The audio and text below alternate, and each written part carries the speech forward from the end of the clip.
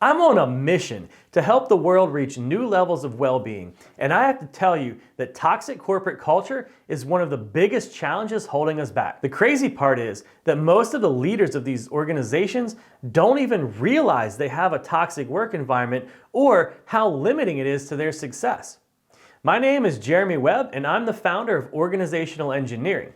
And I've been transforming organizations and cultures for over 10 years. I've worked with major banks, governments, software, tech, you name it. And in this video, I'm gonna share some of the biggest signs of a toxic work environment. Plus, we'll cover the impacts of a toxic culture and how to turn things around. Before I teach you how to assess your organizational culture, I wanna briefly answer the question, what is a toxic work environment? And I want to talk about the impacts of a toxic culture. Now, for the purposes of this video, we'll be using these terms interchangeably. Organizational culture can be defined as the way people think and act. A toxic culture means that the way people think and act leads to negative effects and brings people down instead of building them up. It sucks the life out of you, and when you go home, you have nothing left in the tank, which is detrimental to your relationships, your health, and your overall well-being. Your customers feel the effects of a toxic culture in the form of lower quality, missed deadlines, and poor customer service. These are just a few of the many downsides though, and all of them decrease your organization's abilities to succeed, be that profits, social purpose, or both. So how do you assess your culture? Here are 10 questions you can ask yourself or your teams to help identify cultural issues. Counting down from number 10. Have you been dealing with the same problem for more than 6 months? Honestly, 6 months is pretty long, and you really should be solving your issues within days or weeks, but some of the things you do take longer and take time to plan and execute. Still, if you can't identify an issue in 6 months, it's a good sign that something is pretty wrong. Number 9, do you have organizational politics? Politics are a surefire sign that things are off in an organization. When your organization is designed and managed properly, politics should almost cease to exist. Number 8, does your organization have clear and measurable top-level goals like OKRs or KPIs? You can bet that if goals aren't clear, you'll have major issues in your organization. If you want to find out if this is true, just ask 10 people in your organization what your highest level goals are. If they don't all give you the same answer, you've got some work to do. Number 7, do people put a lot of emphasis on adherence to the rules? Too many rules and too much rule following will lead people to stop thinking for themselves. They'll essentially become cogs in a machine. This will lead to lower fulfillment, engagement, quality, customer satisfaction, and ultimately decreased success. Plus, rules make life kind of boring. And number 6, is your average tenure over 10 years? Long tenure doesn't necessarily mean that your company is doomed, but the places I've been with the most toxic cultures all had extremely long tenure. If your average tenure gets to be over 10 years, you probably aren't growing or your new people aren't sticking around. And the longer people are at a company, the more likely they are to be set in their ways, which means you're likely to have stagnation, which is a major form of toxicity. And number 5, is gossip commonplace? People will talk about their problems with those they trust.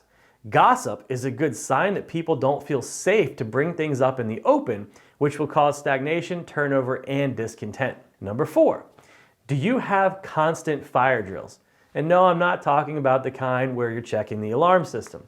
I'm talking about the frequent need to scramble to hit last-minute deadlines, to make up for missing deadlines, or to solve problems that probably shouldn't have existed in the first place. Frequent fire drills are the result of poor processes and communication, and they cause stress, burnout, fatigue, low morale, and all of that will increase your toxicity. Number 3, is your work clearly prioritized?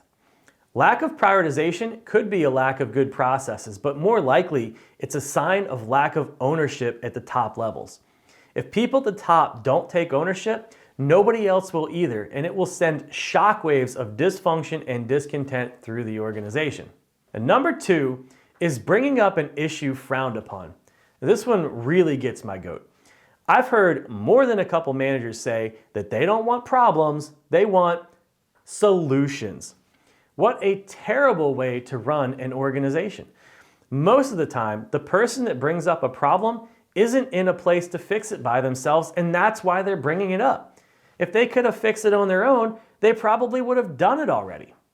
When managers push back on bringing up problems, it's a huge indication that the culture is more concerned with appearance than with results, and that is definitely toxic.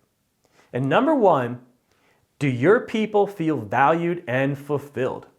If people are unhappy, it's because something, and probably a lot of somethings, are broken. As you fix the issues, morale will improve, and so will your organization's success. In fact, in my experience, employee fulfillment and well-being is the best predictor of an organization's success. It won't tell you what you need to fix without some root cause analysis, but if anything in your organization is broken, your people will feel it long before your lagging indicators like sales and customer satisfaction. That's why I take a happiness metric every 2 to 4 weeks at the organizations I work with. Asking about people's happiness also builds trust and engagement. The important part, though, is to follow up with another question about what would make people happier and then making the actual change. For even more signs, check out the article on our website, which I will link to in the description. If these resonate with you, give us a thumbs up. If you're watching on YouTube, you might also want to subscribe and ring the bell because we drop new content every week that will help you get rid of these issues and increase happiness, well-being, and fulfillment for yourself and everybody at your organization. Let's jump into some of those tips for improving your culture right now. It's tempting to look for the quick fix, but the truth is that there isn't just one thing that creates a toxic work environment. But there is one singular place that you should start, and it's a responsibility that falls on the organization's C-suite and top management. That area is your organization's purpose. It's also the first item on the Highway to High Performance, the proprietary model I built for maximizing an organization's success in the shortest time possible. Your purpose must be clear, clearly communicated, and commonly understood if you want to get rid of the toxicity and build a highly fulfilling, high-performance organization.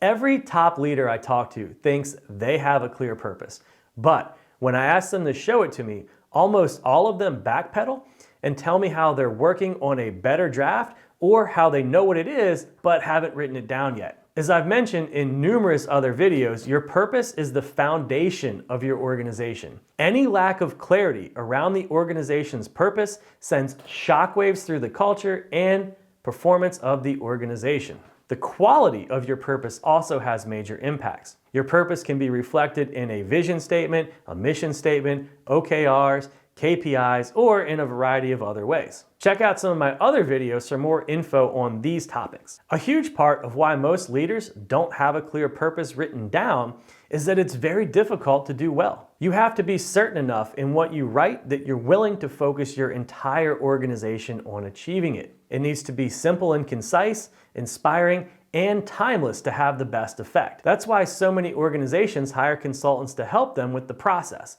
But a good consultant will tell you that it's more important that you have something that you can iterate on than it is to be perfect. Once your purpose is clear, management can move on to other bits like setting strategy and org structure. These have more impact on your culture than it might seem. Your strategy will impact what you incentivize, which customers you target, and how you sell, among other things. All of these will impact who you hire and will define the type of culture you should build. Your org structure will impact how much autonomy people have in your organization and how easy or difficult it is to get things done. The easier it is to succeed, the less toxic and higher performance your culture and organization will be. But management is not the only group that plays a part here. Actually, the management team should be inviting input from individuals and teams throughout the entire process.